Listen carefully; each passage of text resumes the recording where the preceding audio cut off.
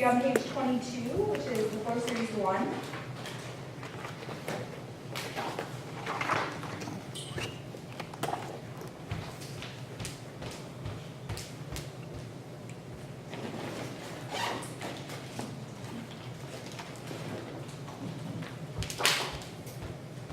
So just so you guys know, for the tricep tone, I usually have people lay their mats out, if I'm using mats, right before the tricep tone, because then that's my cue to go into the floor work.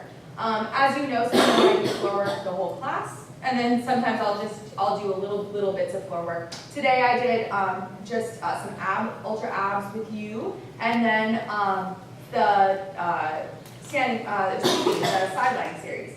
So I vary what I do in terms of floor work every time. It kind of, again, depends on my audience. So if I have a group of fitness clients, I usually don't stay on the floor super long. I usually get them back up pretty soon. With regard to the prone, supine, and sideline series, I usually do 1, maybe 2 of those exercises with fitness clients. With dancers, they tend to like those exercises, so I usually do more of the floor stuff with dancers. Of course, it depends on what the goal is for the class. So if it is more sort of fitness oriented in general, and I'm working with dancers, I'll still, I may alter that.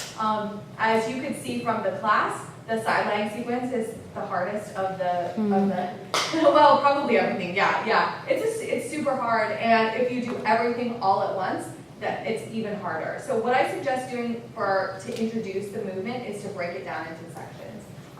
So when we get there, kind of keep that in mind, that you don't need to think of sidelining as being something that you present all at once. It could be just the leg lifts, and then the other side, and then turnout leg lifts, and then the other side, and then the passe, series. That would be a really good way to kind of break it down. So keep that in mind with this floor series, because you can absolutely break each of these exercises down in that way.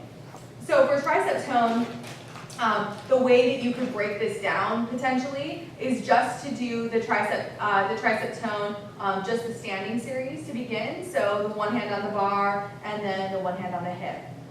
So that would be perfectly appropriate. And then just skip the floor, okay? The floor can be disorienting for some people because their head is down. And so for certain clients, it's uncomfortable for them to go up and down. So getting up and down off the floor is much more difficult than for dancers when we're kind of used to getting up and down a lot.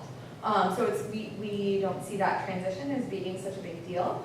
So be really aware of how you transition this exercise. I think that's really important. For a tricep tone, the objective is muscular endurance for the arm and the shoulder extensors. So you begin by facing the bar with both feet in parallel, approximately the width of the hip sockets apart. I think you guys are pretty comfortable with this exercise. I've broken this one down quite a bit, but I want to show you just one more time. So you're in a long position, abs are engaged, long position from the heel all the way to the head. From here, I like to take a wide position with my fingers or open position with my hands. And then you want to make sure that I'm not even with the arm, but actually in the extended position. If you're only here and going like this, gravity takes it down and you're not doing anything. You have to actually be in extension in order for this to work. So extension is past the leg level. So from here, you take 16 pulses, 8 bend to straight, okay? So from here, I rarely will vary from 16 pulses, 8 bend to straight. Then I would go hand on the hip, 16 pulses, 8 bend to straight. If I was just introducing this exercise, I might just do those first 2. And then I might actually add a third one or even a fourth one, and then not worry about going to the ground. So that's perfectly appropriate. Then from here in the regular sequence, we go all the way to the ground. So my forehead is on my forearm, and then I'm pulsing, bend to straight, and then I go all the way down. Notice I'm trying to keep the weight up the whole time. Try to keep the legs together, abs active, 16, 8, bend to straight. I see a lot of this or this in the ground. So just be careful there because you'll see those 2 variations pretty frequently, okay? This is one, although I didn't do this one with you guys today, I do it most days, okay? Because people tend to like this exercise. Yeah, along with the 4-starch plie, those two seem to be ones that people really like to do, and so I try to integrate those as much as possible. At the end of this, as I did with you guys, I went into Cobra Stretch, and then I did a down dog series. I almost always do that. At minimum, I like to do the Cobra Stretch because I want to open up the front part of the chest after this exercise. And then also, I like to go into upward dog to stretch out the abdominals because I usually go into ab work next. So just kind of think about your sequencing there. And from the down dog series, I might do a few push-ups. I might, I might vary it. With you guys, I think I went out to the push-up position and did side plank yesterday. That's certainly an option.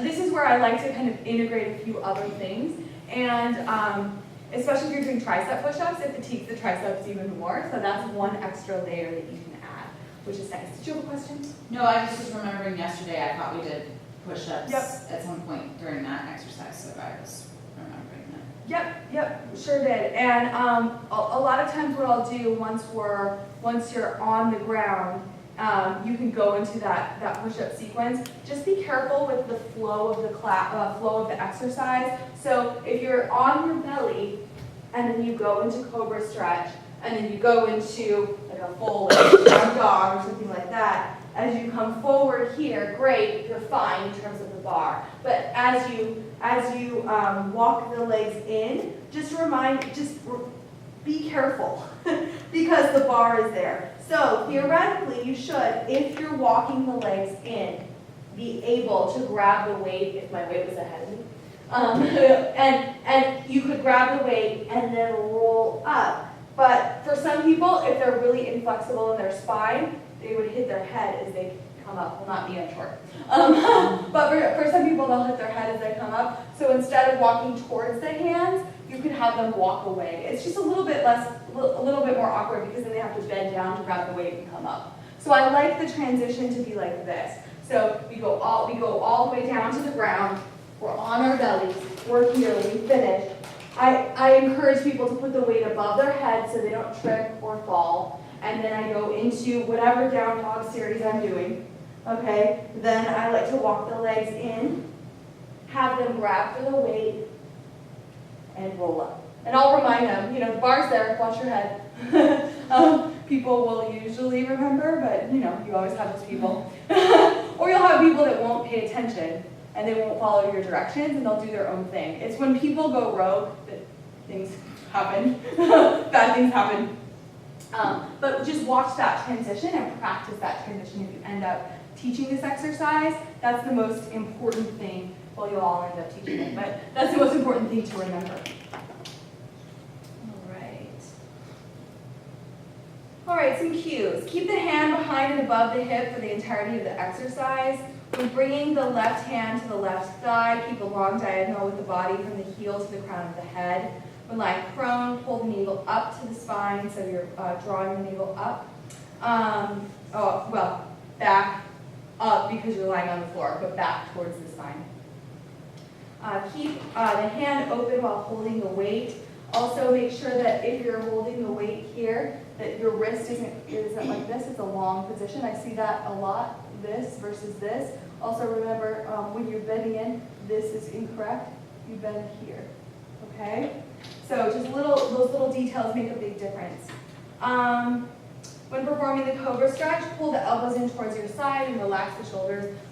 For a lot of people, this exercise is also an exercise in scapular stability. So you want to make sure that if you're working to find that scapular stability, for a lot of people, they'll be weak and they'll start to go into their traps because that's the biggest muscle that's used to working instead of working the deep muscles that we're trying to work with the tricep tone series. So just watch out and guide people to draw their scapula or shoulder blades down their back and elbows in by their side. They get the leg through the neck as they are set through the back. In downward dog, pull the navel up towards the spine and heels to the ground. Remind people that they may not touch, and for some people, downward dog is an uncomfortable position. Case in point, I know it's a very uncomfortable position for you, and so you'll often modify, you know to modify, so that's fine. But if I do a lot of down dog, because to me it's a rest position. So it feels good to me, but be aware that it does not feel good to everyone, okay? So you might want to offer a modification or say, you can go into child's pose or do a stretch of your choice or whatever, whatever you might want to do. The purpose of the down dog for me is to open up the shoulders and the chest and the back of the legs. So it feels good to me to be in that position, but it doesn't necessarily feel good to everyone. So just kind of keep that in mind. Variations, transitions, and modifications. End on the back and complete the ultra ab sequence. So a lot of times I'll use this as an opportunity to transition into ab work. And I like to implement ab work, right after this because I think about it and I just, introduce the plank position usually right during this exercise or right at the end of this exercise. So it's an obvious thing to me to go into some ab work at this point. The advanced version can be performed on one leg, so the back leg in Tabou Derrière Dégagé, or into tabletop with the standing leg pulse. So that would look like this. So you can do I'll do the easier version first. The easier version would be this way, and lifting and lowering here. Okay, just watch because it's really easy to get arched in the low back. So little lift and lower. From here, you could also do same arm as leg. Okay, this gets harder because it actually is, you have less balance in that position. Two other options here. Coming all the way up and taking the pulse here or here. So this is from the standing leg pulse position. Okay, so those are some advanced versions. You know what? I don't do it very often. I need to do it more. So, it's definitely an option for you guys to integrate into your own work as well and your own just personal practice. For clients with hypermobility issues and the elbows or knees, help them find the truly straight position. We talked a lot about that when we talked about alignment. So just making sure that, Bridget, would you mind demonstrating wrong with your hyperextended elbows? In plank? Not in plank, in the tricep tone. Oh, in the tricep. Yeah. So if you, so and then go to right. Right. So, correct. Oh. Yeah, just a long position. So do wrong versus right again. Wrong, right. Thank you. Beautiful demonstration. Never do that. Never do it again. Thank you. But just be careful so you know what to look for. Okay. When holding the weight, keep a light grip. You may even keep the fingers open. You notice that with the 1 pound weight versus 2 pound weight, that was just that one extra thing. So it's easier to hold that lighter weight with the open fingers. If it's too difficult for you, you can close the fingers. The idea is just that you're not gripping the weight. You're not sort of death grip. This definitely is a deceiving exercise because you are using 1 pound or 2 pounds or no pounds. And it's like, wait a second, why does my arm feel so heavy at the end of this? So just remember, fitness clients will probably challenge you on the weight issue.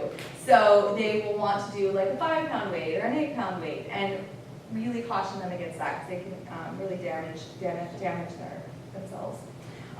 This certainly can be done without weights at all. In fact, I have a group of ballet dancers at a ballet studio, and they don't have any weights, they don't have access to any weights, but they do this exercise just with an open hand.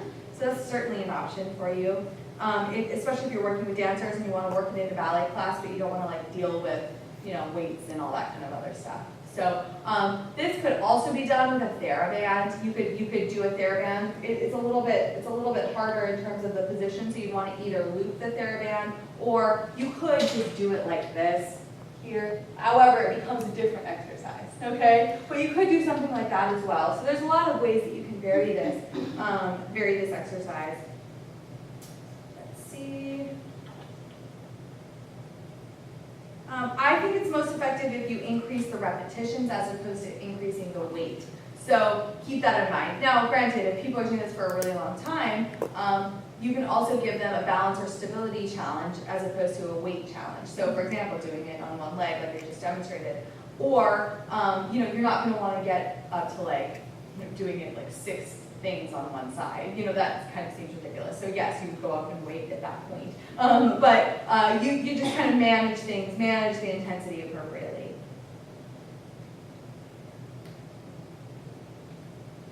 Yeah, I think that's good. Do you guys have any questions?